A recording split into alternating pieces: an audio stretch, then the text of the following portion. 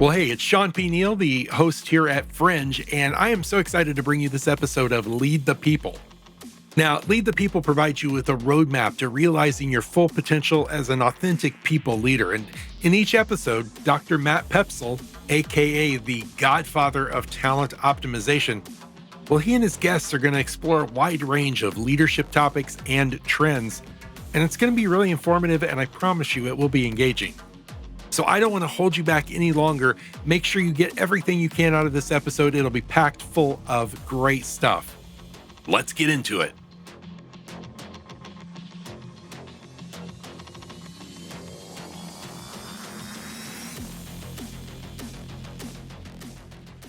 It's time to Lead the People, the show for aspiring leaders at every level. If you want to boost your self-confidence, get noticed, and maximize your impact by leading others, you're in the right place. I'm your host, Matt Pepsel. Ready to lead? Follow me.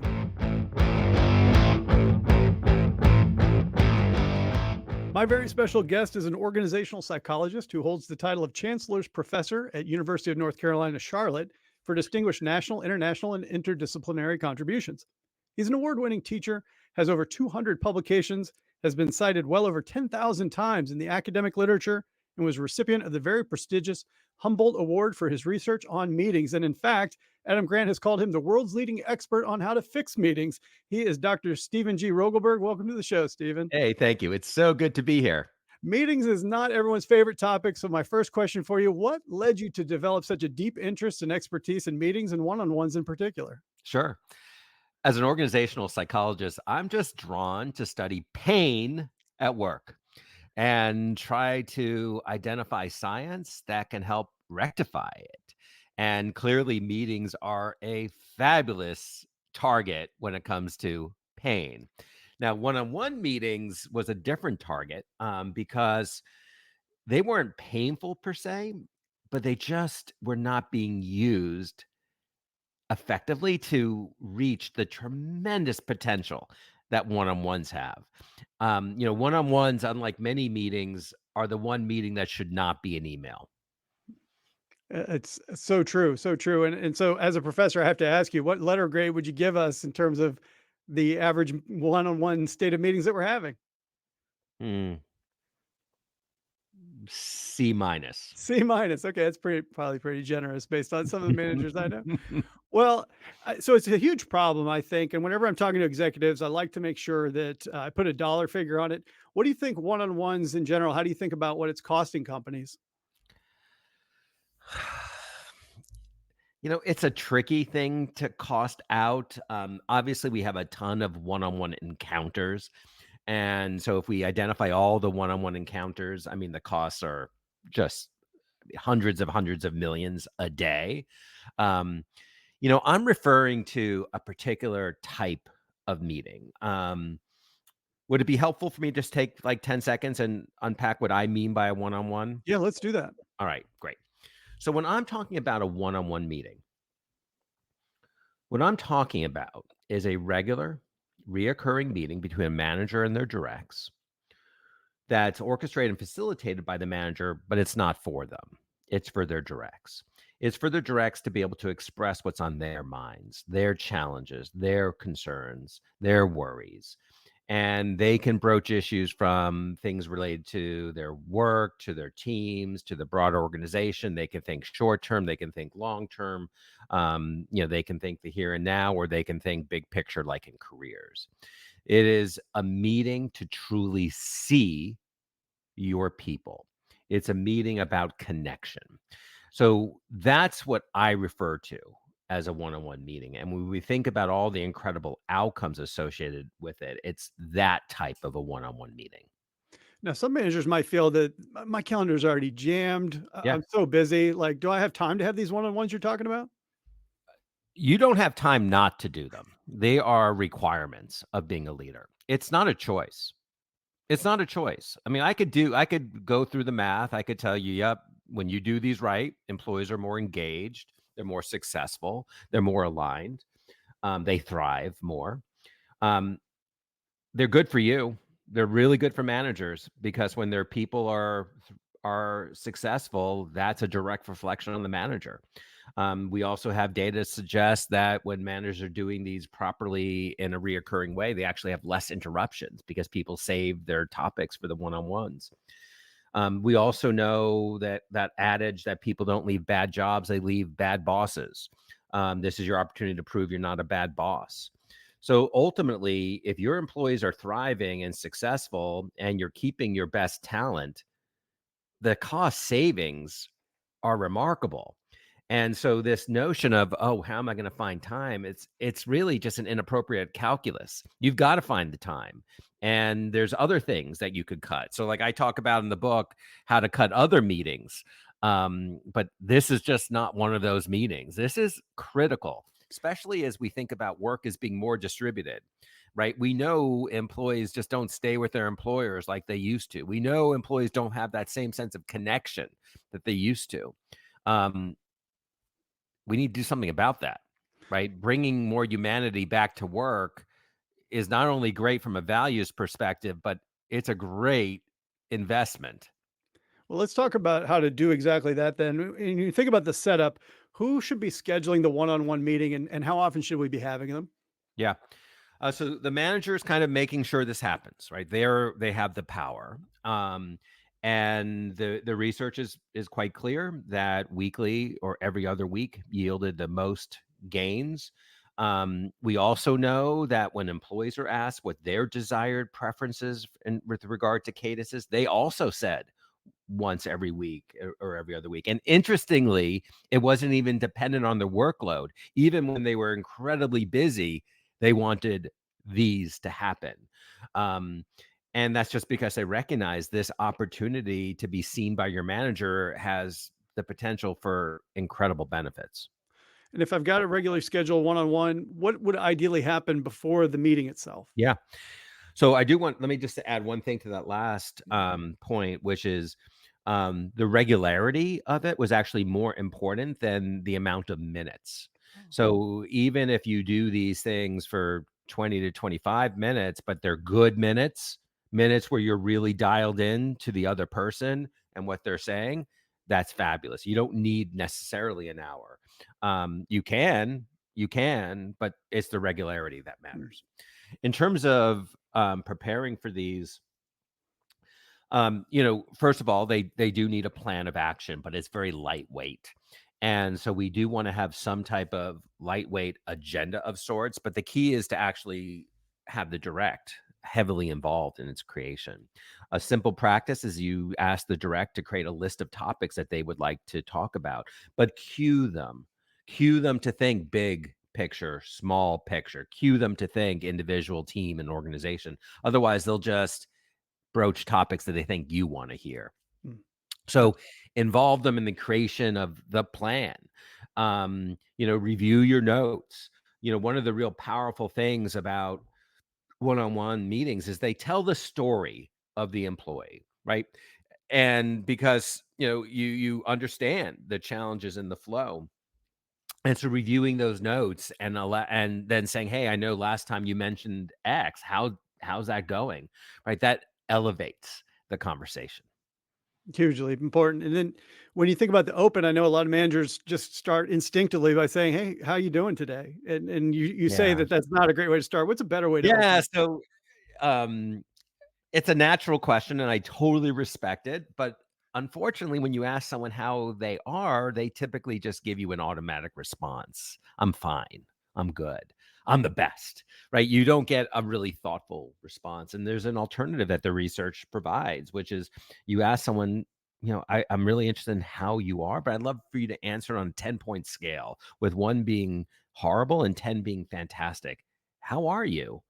When you ask it that way, next thing you know, you get scores in the 6s, the 7s, the 5s, and now you have something to work with. Right now you Mm. can say, "Oh, tell me more. What can I do to help you become an 8?" And so asking questions that promote meaningful exchanges is the goal, right? Because that's the whole essence of these one-on-ones. There's a depth to it, right? There's a true sense of connection. And, this is what people missed about the pandemic was not going into work. It was human connection, meaningful connection. And so this is that mechanism for connection. I think we've been shocked to see the levels of isolation and loneliness among our remote Yeah, workers. It's something we hadn't thought we would be getting as we shifted to so much remote and hybrid work. true. True. So it seems like the one-on-one is a good anecdote for or antidote for that. When you Agreed. think about the manager, you talk extensively too about the manager's role during the one-on-one. I know Yeah. that as managers, we got to where we are because we are great at solving problems. But what Yeah. do you think about what's my job as the manager when I'm leading the one-on-one? Well, I want managers to kind of act like you right now. Because when you think about an excellent podcast host, it's a person that comes prepared, but is very flexible, is a great listener, is encouraging the person to talk, is really allowing the conversation to continue on their terms, on their terms. And if it takes some interesting twists, they're willing to go there. And so that's the type of stuff that we want to see in a manager. It's they have to remind themselves this is not about them. I'm sure you do that. They need to talk less, listen more. You do that. So when people think about their favorite podcast hosts, that's kind of what they're doing. Now, there are times where you absolutely will ask your manager for advice and counsel. That's great. There's nothing wrong with that. There's absolutely times where the manager will share their perspective. You do that in your podcast interviews as well. That's okay. But it's just not about that, right? If you dominate these conversations with your perspective, then you don't need a guest. And so the essence of the manager is, just getting really comfortable with questions such as, or statements such as, tell me more, help me understand, I'd love to hear more, what are your thoughts on handling that? We always talk about importance of being seen and heard, and I think I love that when you ask those Yeah, questions. Tell me more. You're taking an active interest in what I'm doing. that's That's right. perfect. As the one-on-one starts to the time comes down, whether it's 15 minutes, 30 minutes, an hour, whatever it might be, Yeah. what's the best way to close a one-on-one? Well, first of all, it's important to remember there has to be a close. These things need a conclusion.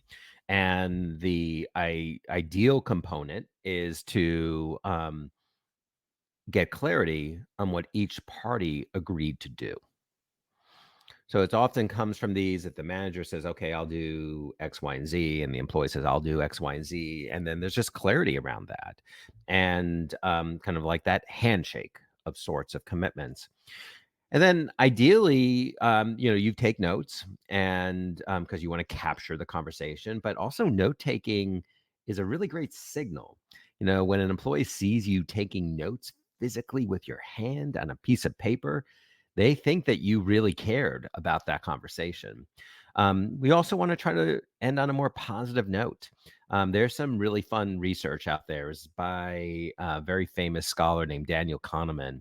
And what he did was he randomly assigned people, and this is not about one-on-ones, but there's a connection. He randomly assigned people to two conditions. In condition one, people had to put their hands in ice cold water. It really hurts. They had to do it for a minute. Other people were randomly assigned to a second condition. The second condition was the same. They had to put their hands in that same really cold water. And then after a minute, they actually had to put their hands in additional cold water. But that next set of cold water for that 30 seconds was slightly warmer, still miserable, but slightly warmer. And what they found was that those people in the second condition, despite having to put their hands in miserable water for longer, were actually willing to participate in future research on that topic because you ended on a more positive note. So look for opportunities to help that employee feel more confident and motivated.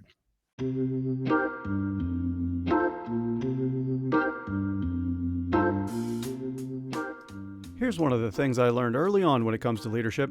The best leaders know how to build trust and motivate their people. And there are two ways you can do this. The first is to spend a whole bunch of time you don't have fumbling around and trying to figure out what makes the people around you tick. I wouldn't recommend that approach. The better technique is to use readily available tools to fast forward the insights you need so you can spend more time leading and less time playing guessing games. One of my favorite people first tools comes from the Predictive Index.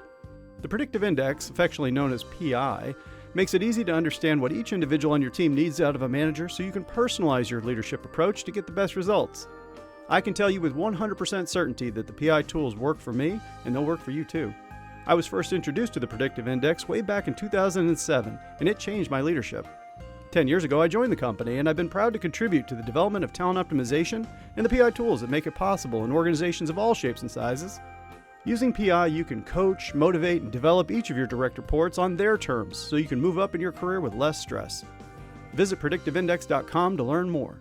To make it even easier for you, I'll put a link in the show notes. And now, let's get back to the show.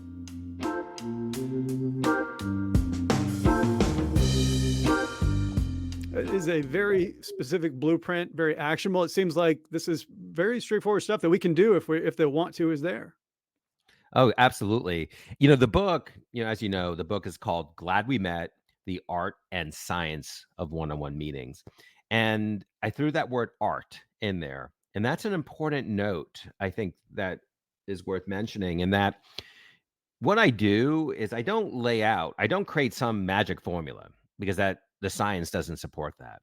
Instead, what I do is I lay out choices for managers, choices that are well grounded in the science. And then the manager has to make choices based on who they are and who the other party is. And so that's the art part of it. I do talk about in the book things that the direct report can do to make these things better. So while the manager holds most of the responsibility, the employee does hold some. It does take two to tango. Let's take a little about that just a little bit. So if I'm an employee, I want to make the most of my time, precious time with the manager. What's something I can do? So there's a few things. First of all, you can't get what you need out of these meetings unless you know what you need. That sounds simple, but it's actually a really important note. So an employee really needs to think carefully about what they need from these. And therefore, if they're not asked questions that generate meeting those needs, they can broach it as well. So that's one thing. Second of all, they need to engage. You can't get out a lot of the conversation unless you're engaging. You need to be willing to ask for help. And you need to do it in a way that creates independence, not dependence. So dependent help seeking is where you just want the manager to solve your problem. That doesn't make you a better employee. Independent help seeking is really this idea that you're seeking information to help that allows you to solve your problem. That's key. Then you need to be present such that when managers display the listening and support behaviors that are needed in these one-on-ones, that you actually reinforce it and express gratitude. While we all know the importance of human connection, we're not great at it. We're not great at completely taking an interest in another person. We tend to be kind of egocentric listeners. So if that manager is behaving in a way where they're saying, hey, how can I support you? You want to be on top of it and say, I just want to thank you. I'm so grateful for this meeting. I appreciate so much that you're taking an interest. Those types of behaviors just increase the chances of them happening in the future. I'm hearing you're humanizing the work experience through one-on-ones. It's incredibly powerful. Great. I'm so glad. And it seems like it should be second nature, but it's not. We just don't see that this is the default behavior inside of increasingly mechanistic, in some ways, organizations. So I think you're giving us a very clear roadmap, like I said, to get it right. I'm really glad. Well, I mean, again, going back to the podcast example, right? Not all podcasts are the same. Right. Some podcasts, the host doesn't get it, and some they do. And so it's a skill set that we all think we're good at, but we're not. And I end up talking to a lot of HR leaders or executives that suspect that the one-on-ones aren't going so great in their organization. They just have this gut feel, and I'm certain they're right in many cases. My question for you is, what advice do you have, or what can executives and HR leaders do to encourage their level down leaders to be having better one-on-ones? Well, they have to set the expectation that this is just what we do. We value people in this organization. We recognize that the people make the place. We recognize that innovation is achieved through people. We recognize that we deal with challenges in our environment through the hard work and resilience of people. And so that you need to tell the folks that report into you, who are managers, that this is really important to you, to them, to the organization. and then help them level up their skills. Help provide some of that awareness. Buy them a copy of the book, because that will help them. But but the other thing is make sure that you're a good model of the behaviors that you want to see in others. So if you're telling people to run excellent one-on-ones, well, then make sure your house is in order, that you're engaging in excellent listening and providing support and following up. It's addictive. This is all addictive. When you do these right, everyone's benefiting, including you as a manager. One of the things that we know about life satisfaction is that the greatest predictors is not money, it's not good health, it's actually helping of humans. That is Yeah, the most robust determinant of how happy you are with your lives. So this action pays dividends. yeah, I think it's such a powerful point, and you had brought up a Buddhist quote that you included in your book, and I'm just going to read it real quick. The value of life is not based on how long we live, but how much we contribute to others in society. Yeah. That is powerful stuff, and you're helping us connect the dots to how one-on-ones are a place where we can start to make that happen. Yeah, it's the thing that each person can do. That's kind of what's exciting about it. There's very little cost of entry. Everyone can do it. And, as individuals reflect on when they've been most happy in their lives and in their jobs, it's typically when they feel seen and respected and heard. So now you have that opportunity to make sure you give it to others. And there's one other key point you had made in the book that I just can't let us go without talking about, which is you mentioned that this is the place where the manager gets to practice out their values. Yeah. Tell me a little bit more about what you mean by that. Well, if you ask managers, tell us about the values you hold as a manager, almost invariably, you're going to have comments like, "Oh, elevating people, helping my people be the best they can be, supporting teams." Right? These are things that people say. It's just that typically we don't necessarily behave in accordance with our values, because we get caught up in being too busy. We get caught up in doing our own stuff, and so these one-on-ones are that manifestation of values.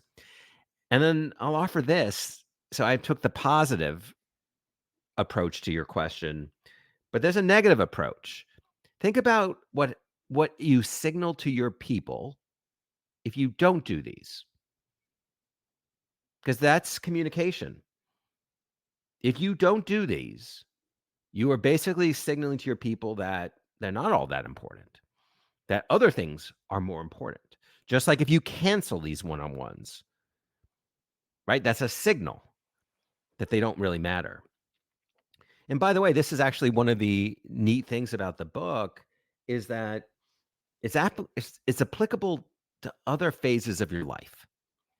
And for example, you could be doing one-on-ones with your kids. Now, I'm not talking about rigorous calendar holds, but I'm talking about intentional interactions with your kids. Just like manager versus direct report, we have ACE, we have power that's not the same. One person has more power than the other, the parent. Um, but if all of our conversations with our kids are basically status updates or nagging, hey, have you unloaded the dishwasher? Did you do your homework? Did you do this? Did you do that? That relationship doesn't develop. And so a lot of the skills and practices that are talked about in the book can be applied at home, for intentional interactions. It's an incredible book.